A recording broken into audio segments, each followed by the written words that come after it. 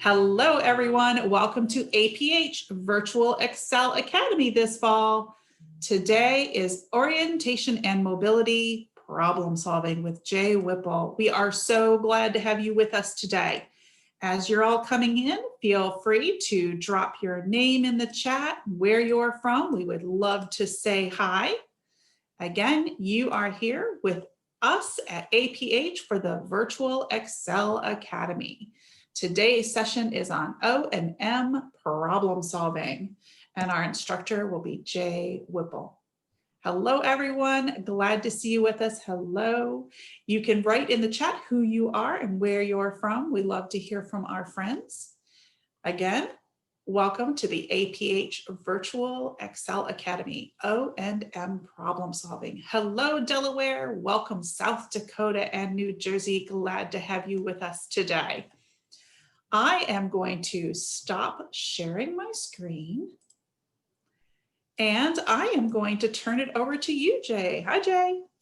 Hi, welcome. I'm going to actually start to share my screen, so give me a moment. Hello, Saginaw, Michigan. Glad to have you with us.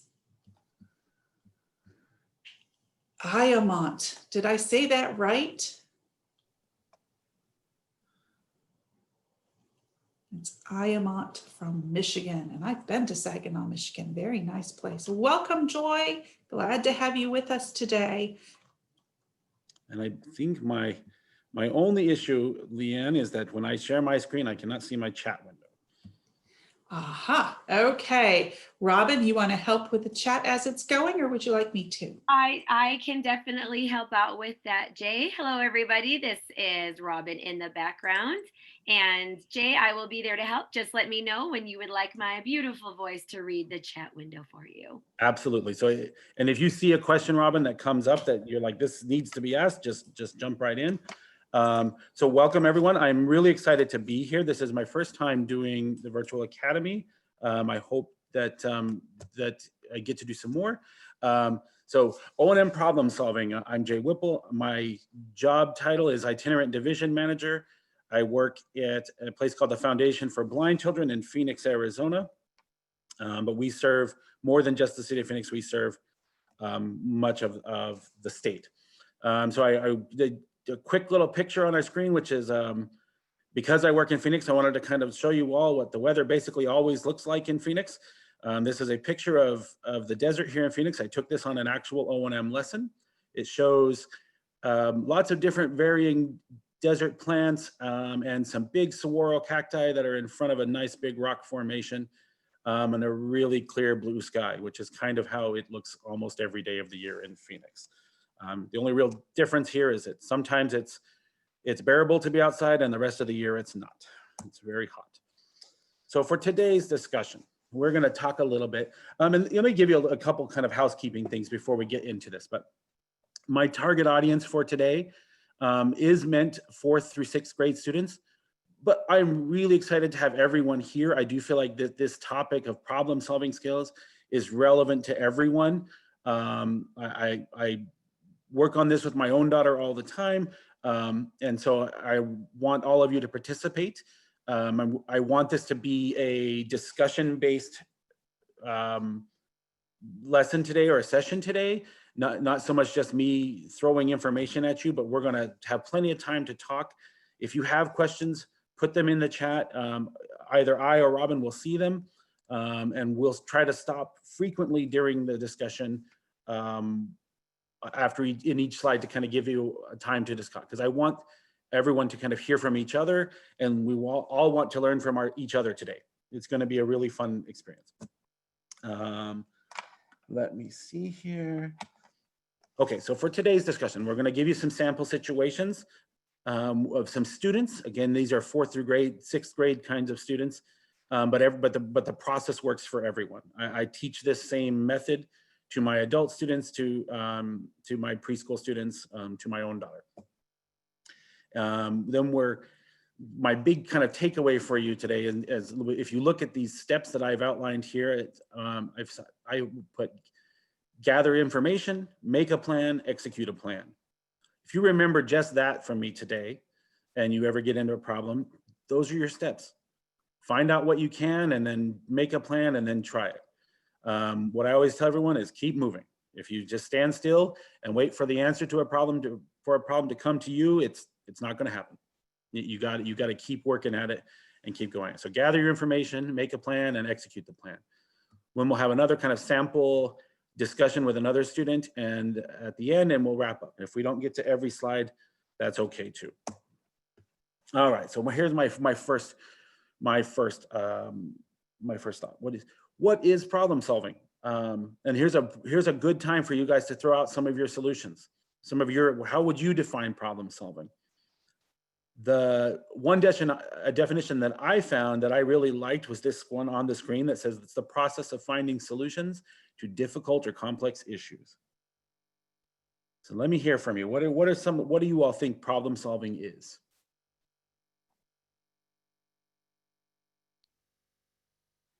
And we will give just a second for our answers to start funneling through. There is about a 5-second delay. So as You soon do as have a hand raised. Oh, we do. I was just about to say, we've got a hand raised. Okay, Samuel, I've made it so you can use your microphone. Thank you, Robin.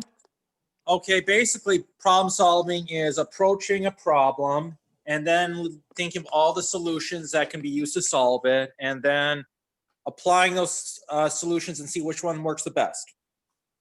Fantastic. I totally agree. Thank you for the compliment. I also want to point out that while my topic today is problem solving in O&M, it's not unique to O&M. We all find problems in our daily lives. We all have to sort of solve those problems, and some of those problems might seem really freaky and severe, and others might seem like they're not that big of a problem, but the process works. And it's that idea of like you just said, Samuel, you figure out what that problem is, and then you get as much information as you can, and then you make a plan and you go for it. And so do we have other people? Jay, we have got 2 great answers. So Okay. first, from Janice, she writes, being creative to find something that works. And then Cami shares that it's coming up with a solution. Oh, I love creativity. I love that idea, because a lot of times that's exactly how you find a solution. I think a lot of times there are things that happen to us frequently, and we go, how come this always happens to me? And then when we get creative and we think of something to solve that problem, that's when the problem doesn't happen anymore.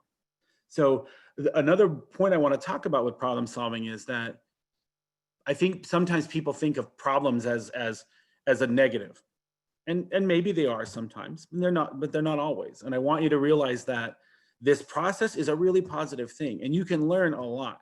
So, like, for example, if you get lost in your neighborhood, that can be a little scary. I totally understand that. But it's also a chance to learn a little bit more about your neighborhood. And the really nice thing is when you get to the other side and you've solved that problem and you realize, wow, I can do this. I can trust myself, and I've learned something new about my neighborhood or the place that I'm in.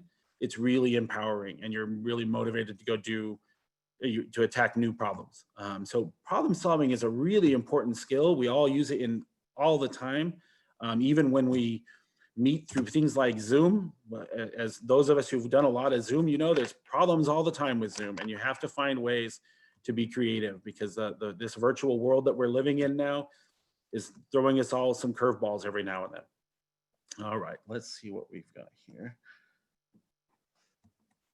All right, so my next slide.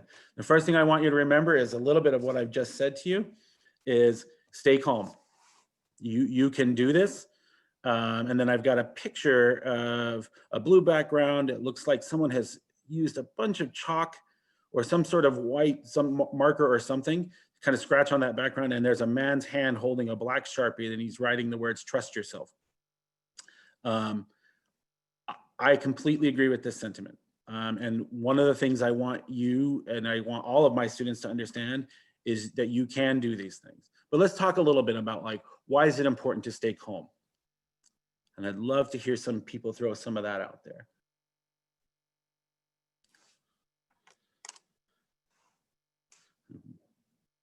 And one response is to freak out, but that's not usually a very good idea.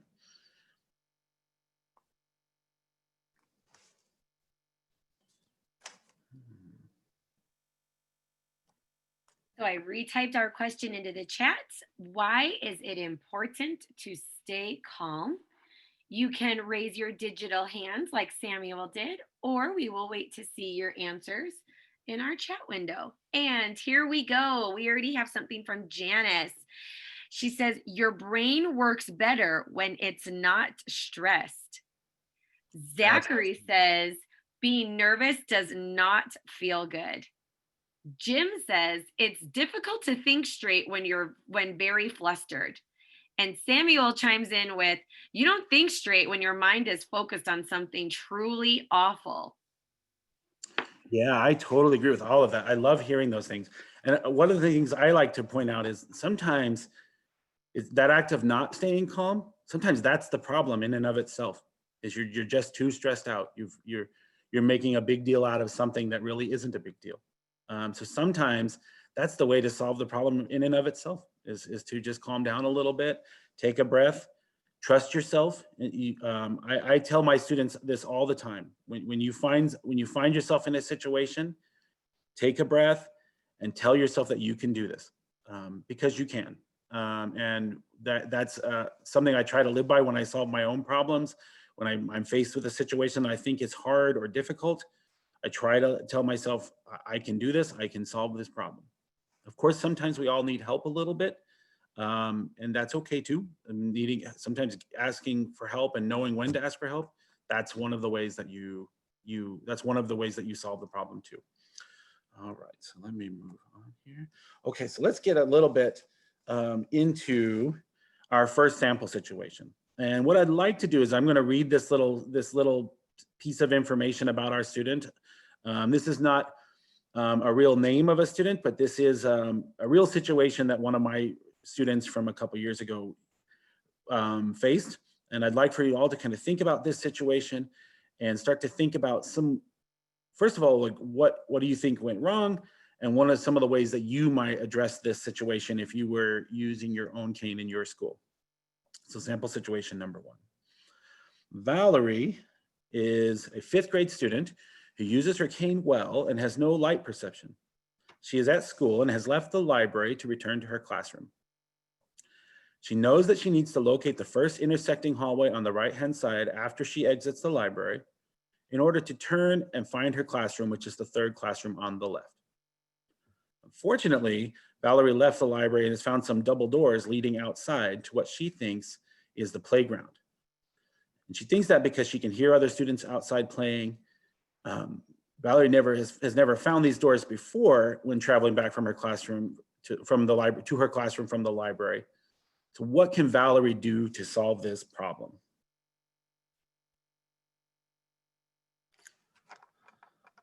I'd love to hear too from the students out there, some of the kinds of problems that you face when you're at your school with your cane, or you're at the mall with your cane, or you're with your family somewhere with your cane. What are the problems that you run into so that we can talk about those too? Well, we have some ideas coming through on how does Valerie solve her problem. Janice has suggested that you ask for help. Okay, absolutely. And we'll wait for a few other ones. Oh, Zach says, go back to the library. Ooh, I love that answer. We'll talk about that in a second. I want to hear what some other people have to say too. And then Cammie says she should advocate for herself and ask for help. Samuel says, go back to the double doors and try to find the library. Okay. Ooh, I love it. So let's unpack this situation a little bit too, because when we started, I talked about when you recognize your problem, you make a plan, and then you gather information, you make a plan, and you execute the plan. So what information can we find out from where Valerie is? What are some of the little pieces of information I gave you? Oh, so Jay, it looks like Jim was thinking the exact same thing. Jim types, when was the last time she knew exactly where she was? What happened since then? And then, has she ever been at the double doors before when not traveling to class? Ooh, interesting. Yeah. Ooh, those are great questions. And I'm really sensing a theme here, which is what I love. And this is what I always talk with my students. You're right. So I hadn't even actually thought about that question, where has she been to the double doors before in some other situation? But I love that you're asking that question to try to gather some information, because that's our first part. One of the things we know is she can hear kids outside playing, so that she thinks that they lead outside. That's pretty good information, because you know your classroom's not outside, so you probably don't want to walk through them and end up outside, and then you're probably going to get even further lost. So I love that. I really love this idea that I think several of you mentioned, the idea of kind of backtracking, going back to the library, going back to a place where she was confident, she knew where she was, and starting over. I think that's what we were talking about with execute the plan, right? And I think that's a really good skill. And I think it's something that many of my students, as I will say, especially my adult students, tend to forget that sometimes you just overshoot the mark a little bit. You walk past the hallway you were looking for because, you know, maybe you didn't swing your cane quite the same way as you did the last time, or you were distracted by a sound or anything. And for some reason, you didn't find the hallway that she was looking for. She was looking for the first intersecting hallway on the right-hand side, right? And she didn't find it. She found the doors. And then she had to sort of figure out what to do. And so library is a great one, because you already know, well, she has a plan to get from the library to her class, which is, you know, find that hallway, turn, and then look for the third classroom on the left. And I will tell you, her name was not Valerie, but this is a real student that I worked with, and this happened one day.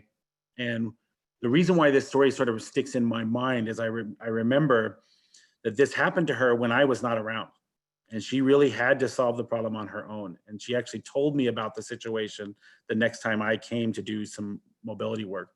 And Valerie's solution when this happened to her was that she did exactly what everyone has suggested. She came to the conclusion that she wasn't really sure what the double doors were or why she had found them, but she knew, if I go back to the library, I can try to start over and hopefully find my classroom that way. And so she did. She knew she hadn't made any turns along the way to get from the library to the double doors. So she had this idea that if she just turned around and squared off at the doors, that she could then go all the way back to the library. And it totally worked. That's exactly what she did. She made it back to the library and she started over. And so she had sort of gathered that information. She said these double doors, that shouldn't be this shouldn't be what I was expecting to find. And she then made a plan to go back to the library and start over. And it worked for her, and she made it back to class. And I was so proud of her, because we had worked on that concept of problem solving for quite some time.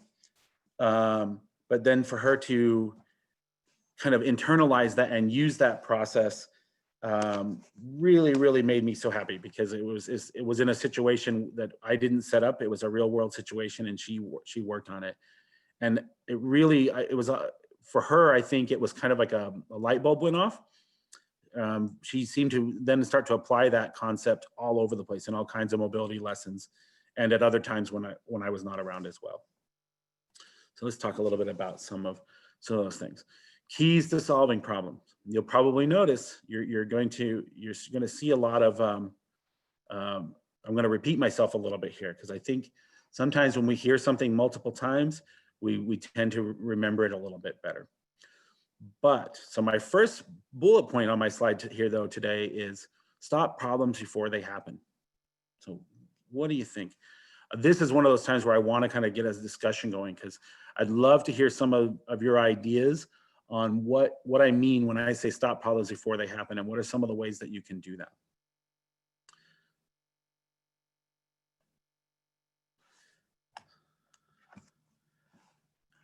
I know that avoiding problems is always a good thing. Kind of saves you time. All right, so we have some answers coming through. Jim, I'm sorry, I may say this wrong. So you might have to retype. He wrote if disorient, but I'm wondering if it's disorienting. So sorry. Zachary says, make a plan. Samuel suggests to step counting helps. Oh, there's the rest of Jim's. If disoriented, stop moving while gathering information. So Jim's is, if disoriented, stop moving while gathering your information. Oh boy, I definitely want to have comment on that in a second, because you've touched on something that I see a lot. Another thought that I have when I think about stopping problems before they happen, one of the questions I asked for all of you to think about was to think about some of the places where you've encountered problems in the past. Like maybe like Valerie, it's at school or at the mall or at church or any place where you've been traveling with your canes and you were like, this, I wasn't expecting this, right? So one of the things that I work on a lot gets to that, and I forget who said it, but the make a plan suggestion. Many times if you really think about where you're going to go and you formulate that plan before you start traveling, you think, okay, I need to leave the library and I need to search for the first intersecting hallway on the right-hand side and turn and look for the third classroom on the left. Now you've kind of outlined it before you do it. You might notice that in my presentation today, I gave you a little bit of an outline of what we were going to talk about before we talked about it. That's a common skill, what I think most people do.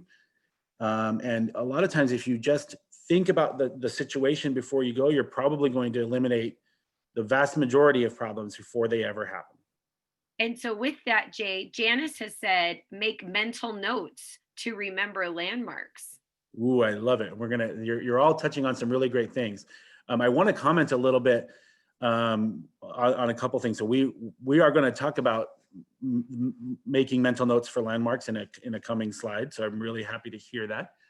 I love that comment about stop moving.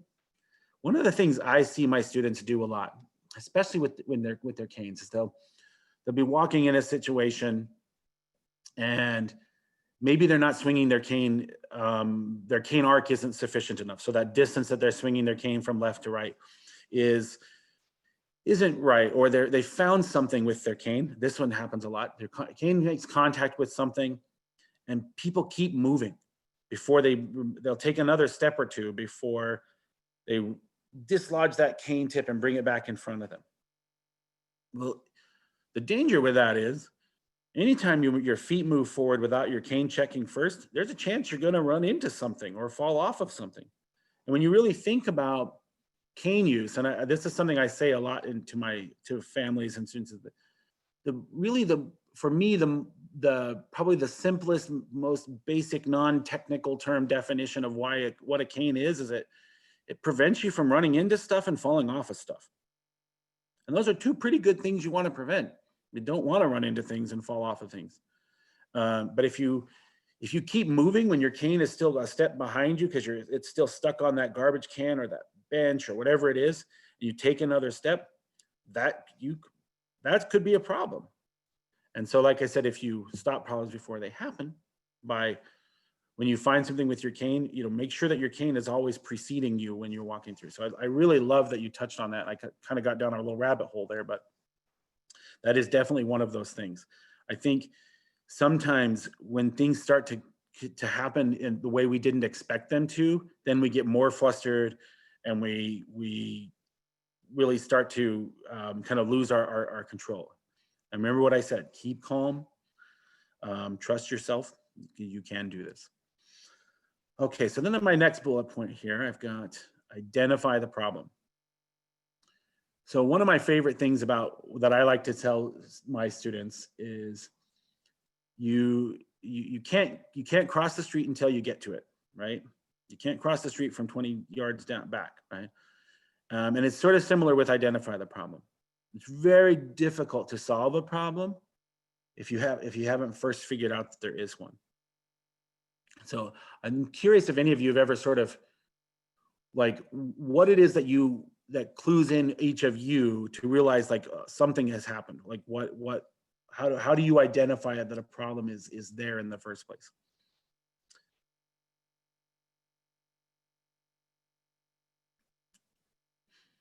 So most of my students will tell me, and it's been kind of my experience when I've used my blindfold and worked with my cane too. I remember thinking like I didn't usually identify the problem until I had this feeling of like, I sure wasn't expecting that. I did not think there was a tree in my way, right? Until you kissed that tree and said hello to the tree. All right. So how do you know a problem is a problem? Zach says he starts to feel nervous. Jim says, you know, it's something when it's something unexpected. Any other thoughts? How do you know, or what clues tell you that something is a problem?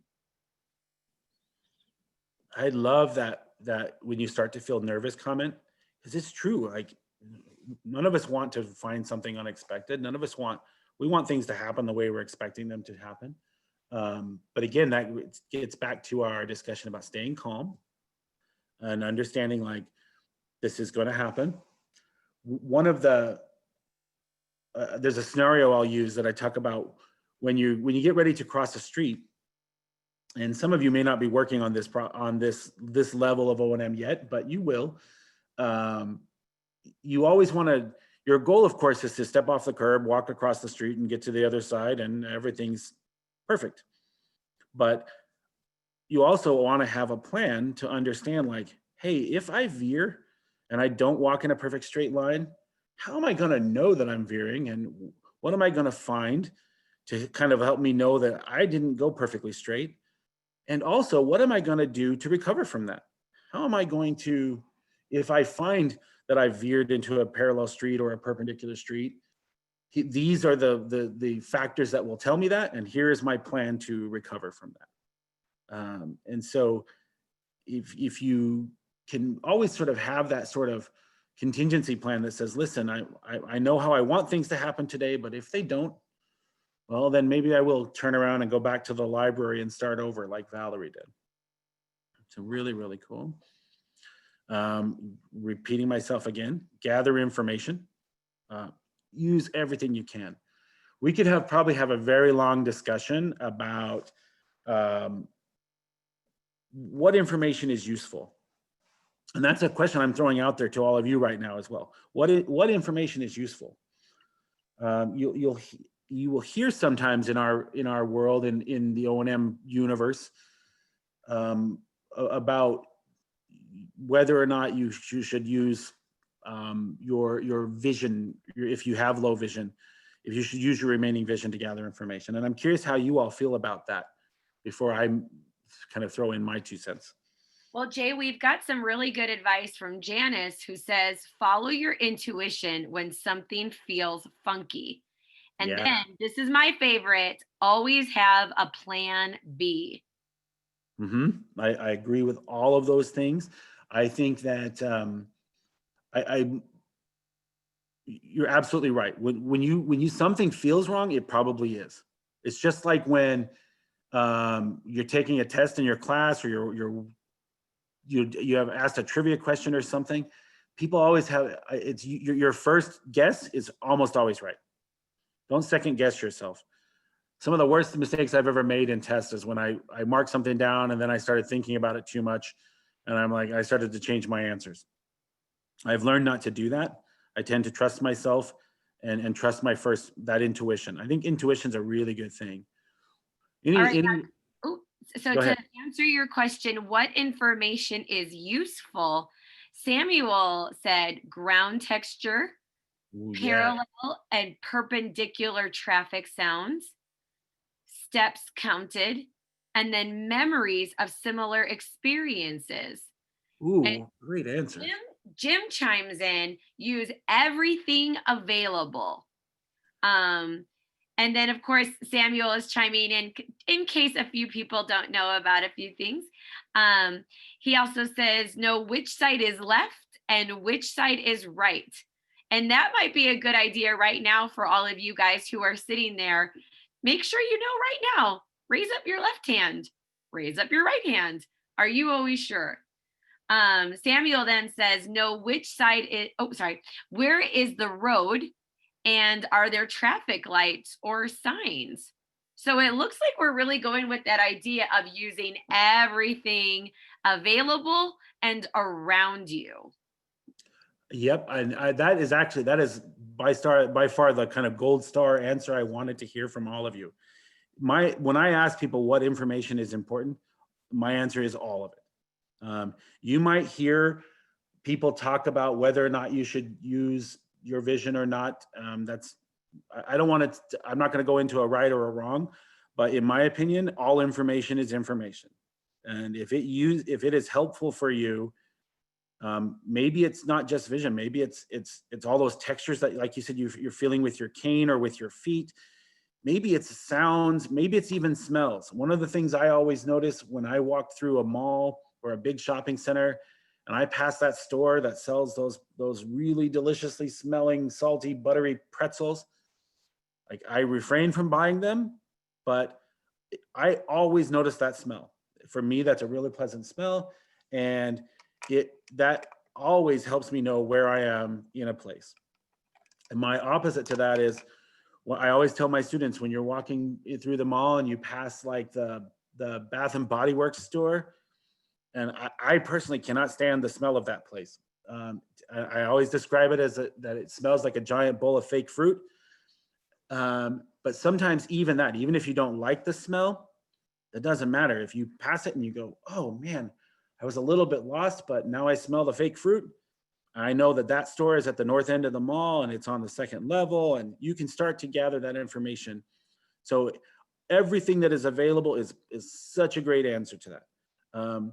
You might get a ton of information and kind of think about it and process it and go, maybe I feel a garbage can with my cane tip, and you realize maybe that information isn't as useful as it could be, because you also know there's hundreds of garbage cans all throughout the mall and they all kind of feel the same. But use all of that information. Take everything you can so that you can then formulate a plan, which is our next bullet point there, that is going to offer you the best chance of success. And then my next bullet point, of course, is give it a try, execute that plan. I said earlier, when you get lost or confused or you're not sure what to do, sometimes there's an instinct to freeze up and stop moving and act as if like, I don't know I don't know what to do. And so you just kind of stop moving. And the truth is, if you're lost and you're trying to get to your classroom, that classroom's never coming to you. You have to go to it. And so you got to keep moving, give it a try, and then ask yourself, did it work? Because the truth is, sometimes the plan might not work. You might try to go back to the library, and for some reason you don't find the library. You find the cafeteria. Now you think, man, I don't know what's going on today. I'm really turned around. But the process is the same. You just kind of at that point gather your information. So what's telling you you're at the cafeteria? What do you know about where the cafeteria is in relationship to your classroom? And then you start to make a plan. We had several people earlier in the discussion mention ask for help. Totally okay to ask for help. I think a lot of times it's interesting because my target audience today of being 4th and 6th grade students, a lot of you guys are really better about asking for help than many of the adults I work with. Adults get kind of funny when they start to think about asking for help and how maybe they don't feel like they should, or it'll make them look a certain way, or people will judge them for it. But that's not true. It's always okay to ask for help. I ask for help all the time. I asked Robin for help with this presentation. So it is absolutely okay. Give your plan a try. The truth is, if you do nothing, it'll definitely not work. You'll definitely not get back to class. You'll stand out there and until the world ends, or until somebody walks along and grabs you. And that's definitely not a solution. All right, let's move to my next one. All right, identify the problem. We kind of talked about some of this already. What was Valerie's problem? She left the library. She found some double doors. She didn't find the hallway she was looking for, so she could make her right turn. What are some of the problems that you guys face in O&M? This is, I think, maybe the 3rd time I've asked that question. I'd love to hear some examples from people. Some stuff that maybe has happened to you recently, and you can start to put that into a chat as well. And let's talk about what you did or did not do to solve that problem, or what way maybe we can do to help that problem the next time you find it. And then I wrote, try to identify what you think happened and not just something that has happened, not that just something has happened. So go ahead and put it into the chat, some of the problems you face, big or little. You are also encouraged to raise your digital hand if you would like, in case you are thinking, I don't want to type a big thing. You can always raise your hand and tell us about some of your problems. We already have a thought. So Zachary says he does not like to travel alone. Yeah, that can be kind of not very pleasant. Cami says, when things are in my way that I wasn't planning on. Ooh, okay. I love those. Let's think about when you travel alone. What can you do? What do you do in those situations to overcome that problem? Or are you still working on that problem? And that's okay too.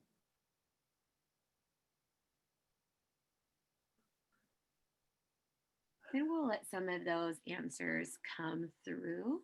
And I know what you're saying too about when you find things that are in your way. Sometimes, as much as I love my cane and I love what a cane does for you, there are certain environments like airports and malls and like sports stadiums and things where there's just a lot of stuff, just a lot of random junk. And that can be really frustrating if you're constantly finding stuff. Sometimes I describe those kinds of things. I describe that as white noise. And I don't know if any of you or all of you know what white noise is, but white noise is basically just some sort of background sound that's sort of constant, doesn't really mean much. It's just some sort of, it can be kind of annoying, or it can kind of lull you to sleep almost even. And a lot of times I talk about, like, it's very easy sometimes when you're walking with your cane and you find something, and that urge to kind of know what it is and to say to yourself, like, what have I found here? What is this? What is in my way? And the answer I like to give people is, the truth is it most of the time doesn't matter. The answer is it's just something in your way. If you spend all day trying to figure out what every little thing that you contact is, you're going to do exactly that. You're going to spend all day and you're never going to get to where you want to go. A lot of times that stuff that's in your way is just move, go on, move around it and keep moving. Unless that thing is the specific landmark you're looking for, or you're kind of anticipating find something and you do, then you might want to ask yourself what it is. But most of the time it's just random junk. So Cami, that's a good thing for you, because you run into those things that are in your way that you weren't planning on.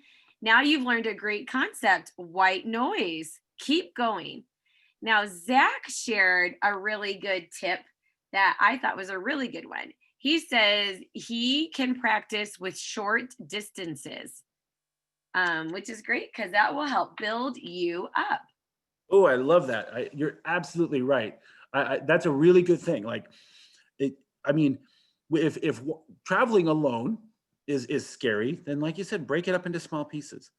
And you're not alone in that. A lot of my students are like, I don't want to do this by myself. And we work together with and you can do this with your O&M teacher as well, is be like, listen, I want you to be there, but I don't want you to interfere in any way. And actually, usually what we do is we work out a hand signal, and I'll tell my students, listen, you're on your own here. And I'm around. I'm not going to let you get run over by a logging truck. I'm not going to let you fall off a cliff. But barring something tragic like that, you're on your own. But you can always raise your right hand and give me that stop sign. Something that gives me a clue as your O&M teacher. Hey, I have a really big question here, or I really don't know what to do. And I think sometimes just knowing that you have that option is kind of empowering, because then you don't necessarily need to use it. You just know that someone's there, but you're kind of learning to do it on your own. And pretty soon, you can travel all those routes very independently, and you don't need me anymore. Really, really cool stuff. My last bullet point there, when I said try to identify what you think happened, not just that something has happened. Why do you think that's important? Because sometimes it's easy to go, man, I ran into something, or I wasn't expecting those double doors. But if you can ask yourself like why you think that happened, and what really happened. So back in Valerie's case, what happened is she missed her intersecting hallway. And if you can identify that, you might be able to say to yourself like, well, I walked all the way here and I was looking for a hallway on my right-hand side and I never found it. Well, maybe I just missed it. So then as you turn around, you might be able to just look for a hallway on your left-hand side and get there, right? You might, if you can sort of identify what you think happened, you may be able to use that information as well to help formulate your plan and then give it a try. All right, making a plan. Make sure I'm kind of on vaguely close to on my time frame here, as I want to try to pay attention to the clock. So when you make a plan, is there only one option? What do you find along the way? This is where someone earlier in the discussion talked about landmarks, the landmarks, that mental notes to make sure that you're finding your landmark. And does your plan always work? Feel free to throw some answers out to some of those questions into the chat as well as we talk a little bit. So let's go with the first question. When we're talking about making a plan, is there only one option? If you agree that there's only one option, type a Y in the chat. If you disagree and think that there are more than one option, type an N in the chat for no. So let's talk about that one. Ooh, right away, Janice has typed in an N. She disagrees. Yeah. Let's see about anybody else. Ooh, Zach already says no as well. So it seems like a lot of you are thinking that there's more than one way. I see Cammie, Samuel, and Jeremy all saying N. So Jay, it looks like most of your live students think there are more than one option when you make a plan. I completely agree with all of you. There's an old saying, there's more than one way to skin a cat. I've always wondered why you'd want to skin a cat, but you're right. There's even in Valerie's option, it's not, there's always multiple ways. I like to sort of relate this to street crossings, and you'll hear this from me a lot if you spend any time with me as an O&M teacher. I constantly talk about street crossings because that's one of those big advanced skills that you're all working on. Even now you're working on all these skills, even if you don't know it. But one of the things I always tell people is there's always an alternative to an unsafe crossing. In other words, there's multiple ways to attack a problem. If you're unsure about something, don't ever do it if you think it's unsafe. It's just not worth the risk. And there's always multiple ways to try to attack a plan, to make a plan. In fact, it's generally a pretty good idea to have multiple plans.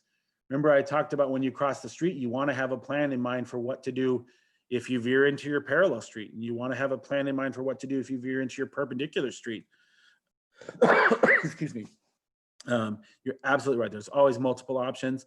And if you try one and it didn't work, well, maybe you actually go back to the library and try a second one, right?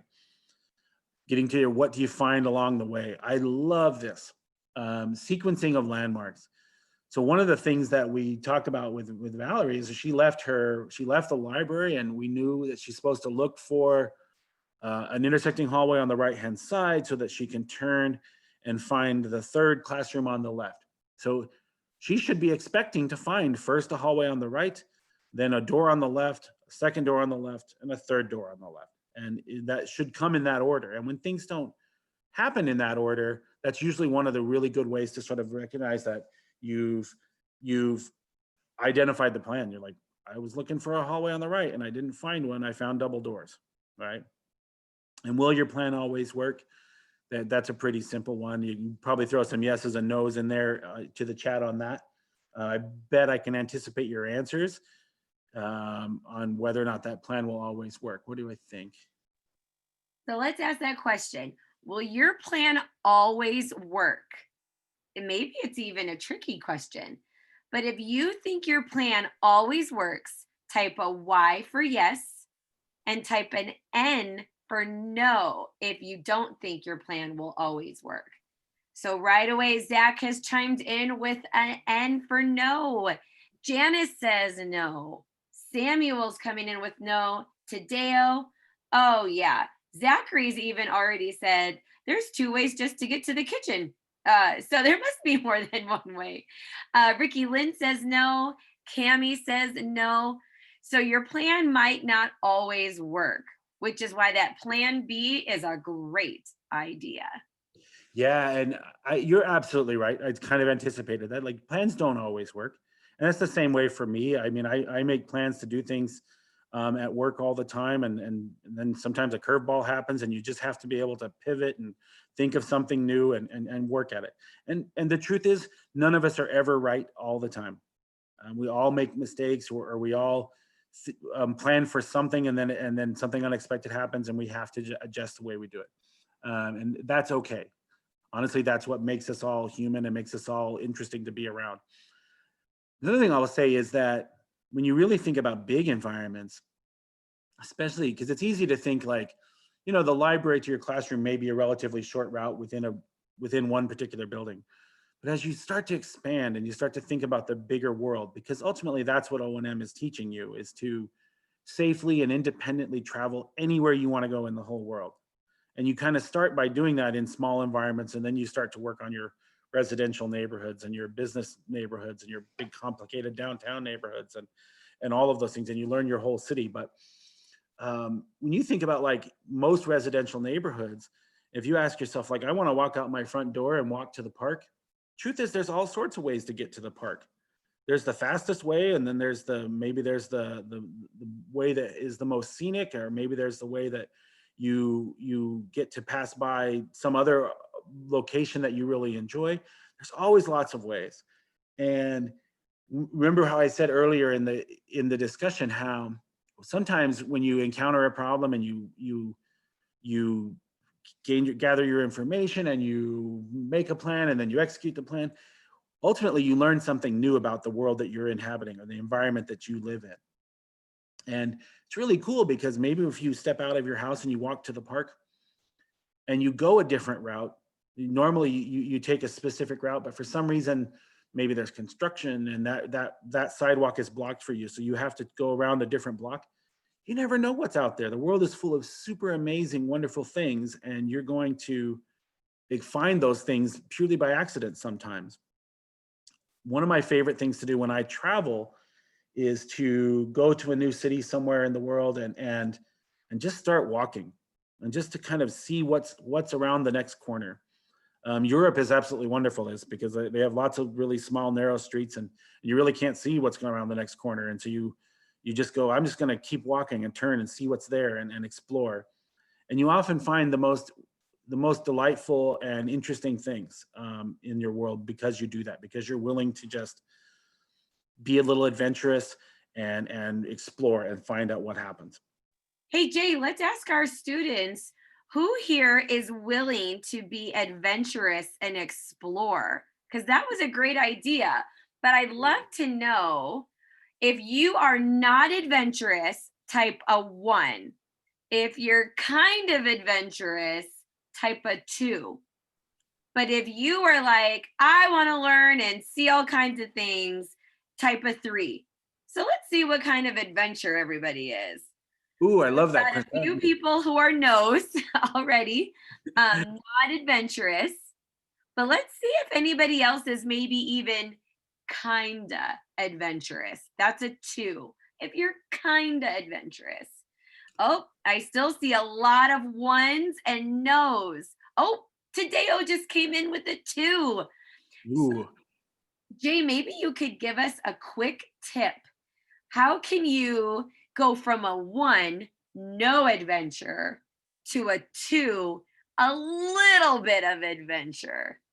Ooh, I totally can. I actually love that question, and I hadn't really ever thought of it in that way. I'd try to give it a rating scale, but so one of the things that I like to do, so my quick answer is use your O&M teacher for that.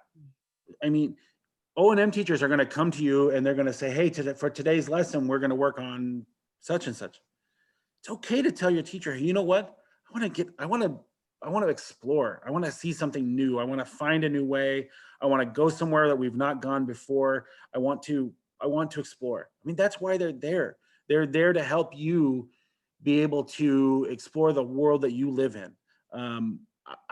What I want ultimately for all of my students and for all of you is that you get so good at your O&M techniques and your skills that you don't need me anymore and you don't need your O&M teacher anymore, that you feel confident to go anywhere you want to go. So practice, use your O&M teacher for that. And tell your teacher, like, hey, instead of just walking to the office today and finding a route back from the office to my classroom, let's go out the doors. Let's step outside and see what's out there. Another really great way to do that is at the mall. I've mentioned the mall a lot, but the truth is malls are a really wonderful place to get lost. Because the truth is not much is going to happen to you. I mean, even if you wander around in there for a long time and you really don't know where you are, you're still safe. You're in the mall. You know, you're not, as long as you don't step outside and walk into the street, you can wander around. And maybe you will find that pretzel store that you never knew was there, or Starbucks, or whatever it is that you like. And you might discover something new about the place that you're in. So my short answer, like I said, is get out there and do it and practice. And the long answer would be is have someone help you with that practice. Well, the great thing with that, Jay, is then you can use your problem solving skills because you're going to go to a new place. So before we wrap up, that was a really good suggestion. I want each of our students to think about where's one place that you could be a little adventurous. Is it your neighborhood? You can type an N for neighborhood. Is it your school? S for school. Or somewhere out in the community, like a mall or a Target. Type a C for community. And of course, wear your mask, go with a parent, go with an O&M instructor, but where could you go? So Zach says he could be a little adventurous in his neighborhood. He typed N. Jeremy said C for community. Well done. Janice says neighborhood. Cami says S for school. Ooh, so Jay, I think we just got everybody from a 1 to maybe a 1.5 or a 2 on their adventurous. Oh, Tadeo said N for neighborhood.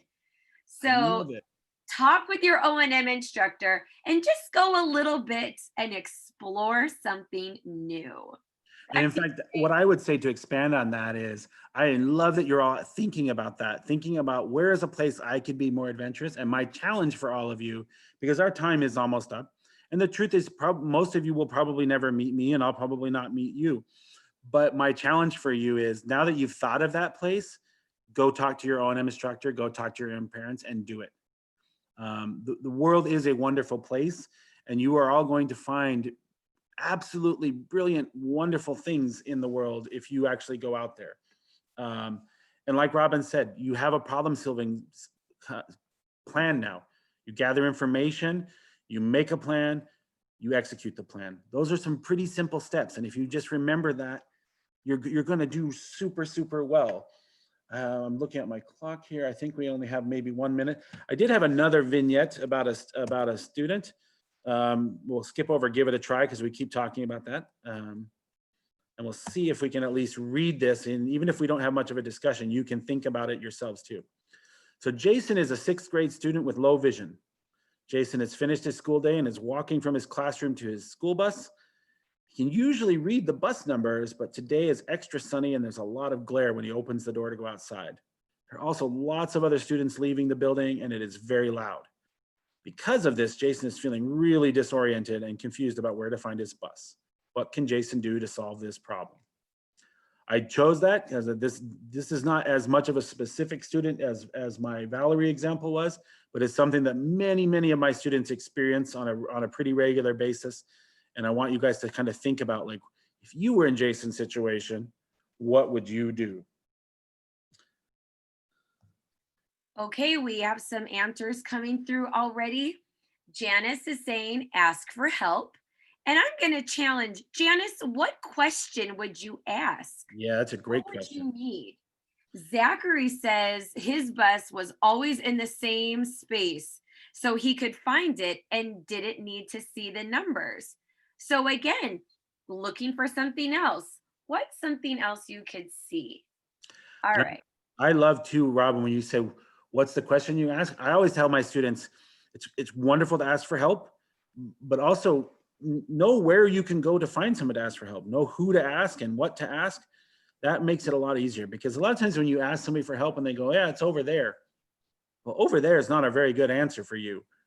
Over there doesn't mean very much. And so knowing how to ask a follow-up question like, well, when you say over there, is that on my right or my left, or is that behind me, in front of me? Knowing how to follow up those questions to get the information you need. Oh, and Janice says she followed up. Just check in with a friend to make sure, which is a great idea. And Samuel said something similar. He said, looking for other students who ride his bus. That might be something that could help you. Fantastic. This is a situation that I think a lot of my students find.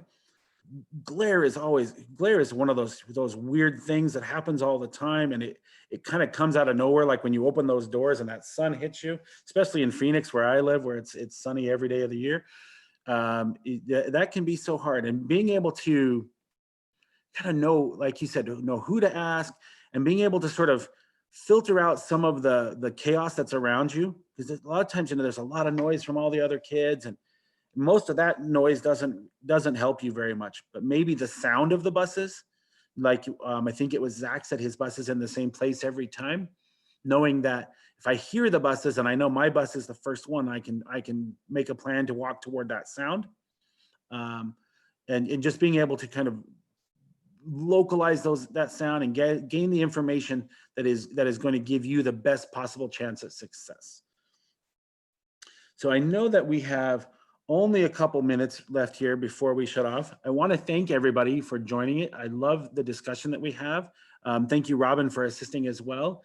I don't know if I have my email on here. That's something I left out, but I'm more than happy to pass that on to Robin. And any of you are welcome to email me and ask me any kind of question you want about O&M or problem solving, and I will do my absolute best to answer it.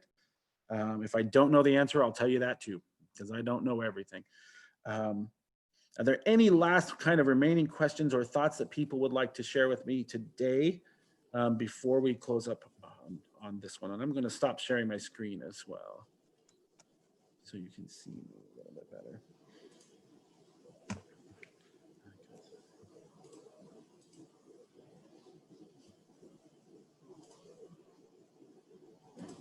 I am not seeing any come in. I'll just keep my eyes open. But while they are all thinking if they have any other questions, I want to say thank you as well, Jay. That was great. Love the problem solving and figuring out where we are and what we're doing. And I love the scenarios. And I put my email into the chat right there. You are all absolutely welcome to talk to me anytime you want. I love O&M, and I will talk your ear off about it. So. Well, if anyone wants to know what is tomorrow, tomorrow is likable versus likes. Strong and safe communication on social media. Kind of aimed at middle to high school, but anyone is welcome. And then Thursday, we are talking about farm animals, which is really meant for our students with multiple disabilities, but everyone, again, is welcome. I want to say thank you. You have a great afternoon, Jay. You too, Robin, and thank you, Captions, for being provided. Thank you all so much. Bye, everyone. Bye, everyone. Bye.